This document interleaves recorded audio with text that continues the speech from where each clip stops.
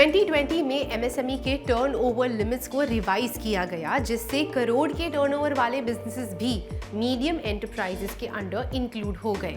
लेकिन ये लिमिट्स सिर्फ एक कंप्लायंस रूल नहीं है, बल्कि ये आपका एलिजिबिलिटी कार्ड है सब्सिडीज, टैक्स बेनिफिट्स और सस्ता फाइनेंस एक्सेस करने का। क्या आप जानते हैं कि एक ही गलत कैलकुलेशन आपके बिजनेस का एमएसएमई स्टेटस खत्म कर सकता है? आज हम समझेंगे कि एमएसएमई टर्नओवर लिमिट्स कैसे काम करती है और कैसे ये आपके बिजनेस के लिए एक प्रोटेक्टिव शील्ड बन सकती है। What is the turnover limit of MSMEs? Turnover limit का मतलब है एक बिजनेस के टोटल एनुअल सेल्स की वो मैक्सिमम वैल्यू जो उसे एमएसएमई कैटेगरी में रखती है। 2020 के रिवीजन के बाद ये लिमिट्स क्लियर और स्ट्रक्चर्ड बनाई गई है। Micro enterprises annual turnover less than और इक्वल्स टू 5 करोड़ और इन्वेस्टमेंट लेस देन और equal to 1 crore. Small enterprises annual turnover less than or equal to 50 crore or investment less than or equal to 10 crore. Medium enterprises annual turnover less than or equal to 250 crore or investment less than or equal to 50 crore. Myth 1, turnover का calculation सिर्फ GST filing से होता है। Myth 2, एक बार turnover limit cross करने पर MSME status हमेशा के लिए चला जाता है। सच्चाई, टर्नओवर का कैलकुलेशन सारे सोर्सेज ऑफ रेवेन्यू, चाहे वो डोमेस्टिक हो या एक्सपोर्ट, उन सबको इंक्लूड करता है। और दूसरी सच्चाई, आपका स्टेटस रिव्यू के बाद ही अपडेट होता है और हर साल आप नए फाइनेंशियल डेटा के बेसिस पर अप्लाई कर सकते हैं। यहाँ पे एक इंटरेस्टिंग बात नोट करने वाली ये है कि टर्नओवर लिमिट्स हर साल नए फाइनेंशियल डेटा के बेसिस पर रिव्यू हो सकती है, जो एमएसएमईज को फ्लेक्सिबिलिटी देती है। Legal definition versus layman understanding. अगर हम लीगल टर्म्स में देखें तो टर्नओवर का मतलब होता है एक फाइनेंशियल ईयर के दौरान बिजनेस के टोटल रेवेन्यू का कैलकुलेशन जो सारे गुड्स एंड सर्विसेज की सेल से जनरेट होती है।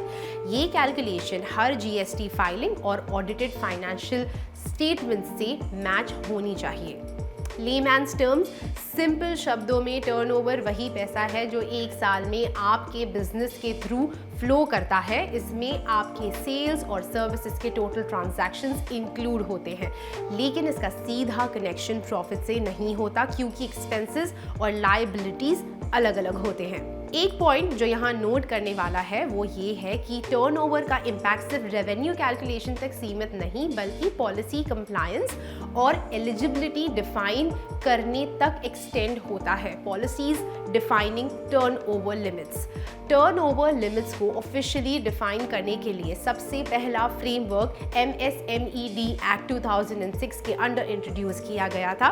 ये एक्ट एमएसएमईज को एक क्लियर क्लासिफिकेशन और ग्रोथ रोड मैप देता है, लेकिन 2020 के आत्मनिर्भर भारत योजना के बाद इन लिमिट्स को रिवाइज किया गया। ये रिवीजन मॉडर्न चैलेंजेस और ग्लोबल कंपटीशन को एड्रेस करता है।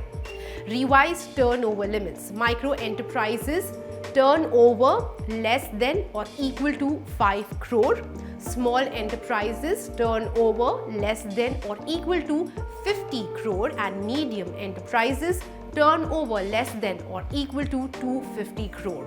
Purpose of revision: ज़्यादा बिजनेसेस को एमएसएमई कैटेगरी में इंक्लूड करना, एक्सपोर्ट्स और मैन्युफैक्चरिंग सेक्टर्स को सपोर्ट करना, सिंप्लीफाइड कंप्लायंस इंट्रोड्यूस करना।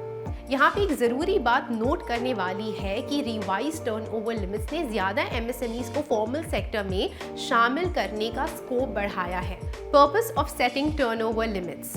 टर्नओवर लिमिट्स का एक क्लियर पर्पस है बिजनेसेस को उनकी साइज और कैपेबिलिटी के हिसाब से कैटेगराइज करना और उन्हें उनकी ज़रूरत के हिसाब से सपोर्ट करना। ये लिमिट्स क्यों ज़रूरी है? Access to finance. एमएसएमईज को लोन्स और ग्रांट्स का एक्सेस प्रोवाइड करना as per their business size. Turnover से बैंक्स को पता चलता है कि बिजनेस की रिस्क और रीपेमेंट कैपेसिटी क्या है।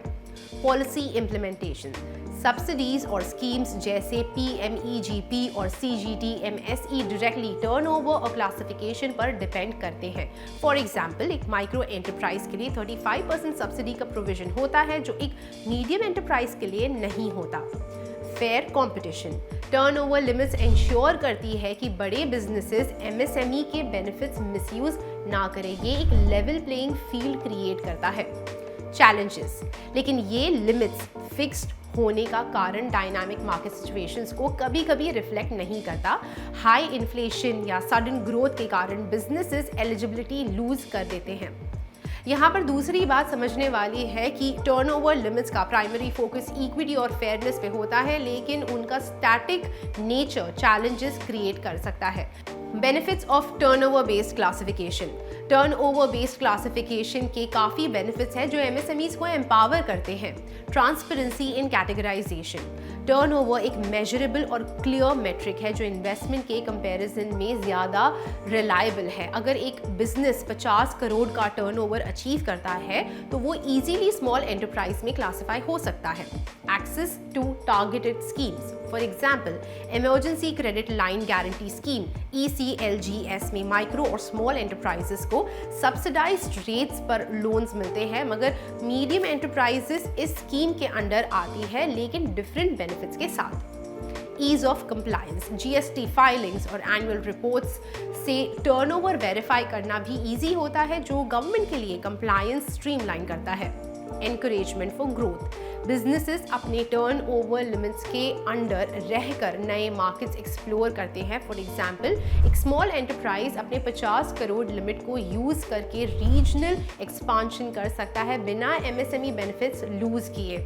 यहाँ पे नोट करने वाली इंटरेस्टिंग बात यह है कि टर्नओवर बेस्ड क्लासिफिकेशंस कंप्लायंस और ग्रोथ दोनों के लिए एक स्ट्रक्चर्ड पाथवे बनाती है। Challenges and limitations. Turnover based classification के कुछ चैलेंजेस भी हैं जो एमएसएमईज को इम्पैक्ट करते हैं। पहला, lack of flexibility. Fix limit होने की वजह से हाई इन्फ्लेशन और मार्केट डिसरप्शंस के दौरान बिजनेसेस अपनी एलिजिबिलिटी लूज कर देते हैं। जैसे अगर एक बिजनेस का टर्नओवर 50 करोड़ क्रॉस करता है तो वो स्मॉल से मीडियम में शिफ्ट हो जाता है और उसके बेनिफिट्स डिफरेंट हो जाते हैं। दूसरा, सेक्टोरल डिस्पैरिटीज। डिफरेंट सेक्टर्स का टर्नओवर पोटेंशियल अलग होता है। फॉर एग्जांपल IT स्टार्टअप्स के लिए 250 करोड़ का टर्नओवर नॉर्मल हो सकता है, लेकिन मैन्युफैक्चरिंग यूनिट्स के लिए ये चैलेंजिंग हो सकता है।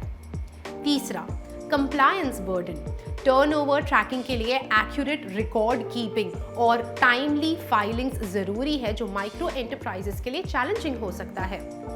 चौथा, ट्रांजिशन इश्यूज। अगर एक बिजनेस माइक्रो से स्मॉल में शिफ्ट करता है तो उसके ग्रांट्स और सब्सिडीज के एक्सेस में चेंजेस आते हैं। ये ट्रांजिशन एमएसएमईज के लिए फाइनेंशियली स्ट्रेसफुल हो सकती है। एक पॉइंट यहाँ ऑफन कहा जाता है कि turnover limits dynamic market realities को रिफ्लेक्ट करने के लिए और भी फ्लेक्सिबल बनाई जा सकती है when a business cannot be considered an MSME। अब बात करना ज़रूरी है उन कंडीशंस का जब एक बिजनेस MSME कैटेगरी में नहीं आता। Turnover and investment exceed limits. अगर एक बिजनेस का एनुअल टर्नओवर 250 करोड़ और इन्वेस्टमेंट 50 करोड़ के लिमिट्स क्रॉस कर जाता है तो वो MSME के स्कोप से बाहर हो जाता है। ये बिजनेसेस फिर लार्ज एंटरप्राइजेस के अंडर क्लासिफाई होते हैं। पब्लिक सेक्टर एंटरप्राइजेस यानी कि PSEs, पब्लिक सेक्टर अंडरटेकिंग्स या एंटरप्राइजेस जो गवर्नमेंट के ओनरशिप में होते हैं MSME के दायरे में नहीं आते। नॉन प्रॉफिट ऑर्गेनाइजेशंस यानी कि NPOs। नॉन प्रॉफिट ऑर्गेनाइजेशंस या NGOs को MSME के स्कोप से एक्सक्लूड किया जाता है, चाहे उनका टर्नओवर या इन्वेस्टमेंट लिमिट्स के अंडर क्यों ना हो। Sector specific exclusions. कुछ इंडस्ट्रीज जैसे टोबैको, अल्कोहल और माइनिंग इंडस्ट्रीज को MSME के दायरे से एक्सप्लिसिटली एक्सक्लूड किया गया है क्योंकि उन्हें स्पेशल रेगुलेशंस के अंडर गवर्न किया जाता है। यहाँ पर एक ज़रूरी बात ये नोट करने वाली है कि MSME क्लासिफिकेशन सिर्फ बिजनेस साइज पर नहीं बल्कि इंडस्ट्री और ओनरशिप टाइप पर भी डिपेंड करता है। Key takeaways for MSME owners. MSME turnover limits को समझना हर बिजनेस ओनर के लिए ज़रूरी है। आज के डिस्कशन से कुछ की पॉइंट्स जो आपको याद रखने चाहिए। पहला, अंडरस्टैंड योर कैटेगरी। अपने बिजनेस का एनुअल टर्नओवर समझना और अपनी कैटेगरी को वैलिडेट करना सबसे पहला स्टेप है। रेगुलर बेसिस पर अपने टर्नओवर की रिपोर्टिंग करना। Then also comes plan for expansion। अपने बिजनेस को ग्रो करते समय टर्नओवर लिमिट्स को ध्यान रखें। अगर आप स्मॉल से मीडियम कैटेगरी में शिफ्ट कर रहे हैं तो नए फाइनेंशियल बेनिफिट्स और पॉलिसीज के लिए तैयार रहें। तीसरा, leverage schemes. MSME specific policies जैसे PMEGP और CGTMSE आपको टारगेटेड सपोर्ट देती है। अपने कैटेगरी स्पेसिफिक बेनिफिट्स का मैक्सिमम फायदा उठाएं। And last, stay updated. Policies और गाइडलाइंस हर साल रिवाइज होती है। गवर्नमेंट वेबसाइट्स और लोकल अथॉरिटीज के अपडेट्स को फॉलो करते रहें। यहाँ एक इंटरेस्टिंग बात नोट करने वाली ये है कि MSME टर्नओवर लिमिट्स सिर्फ एक कंप्लायंस मेट्रिक नहीं बल्कि एक ग्रोथ रोड मैप का पार्ट है।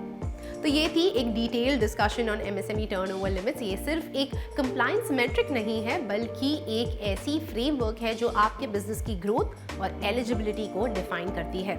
अगर आप अपने टर्नओवर और पॉलिसीज को सही से यूज करते हैं तो आपका business not just survive but thrive करेगा। अगर ये वीडियो आपको हेल्पफुल लगा तो लाइक करें और अपने नेटवर्क के साथ ज़रूर शेयर करें। MSME रिलेटेड टॉपिक्स और बिजनेस स्ट्रैटेजीज के लिए हमारे चैनल को सब्सक्राइब करें। अगर आपके पास कोई क्वेश्चंस है तो नीचे कमेंट्स में ज़रूर लिखें। Thank you for watching.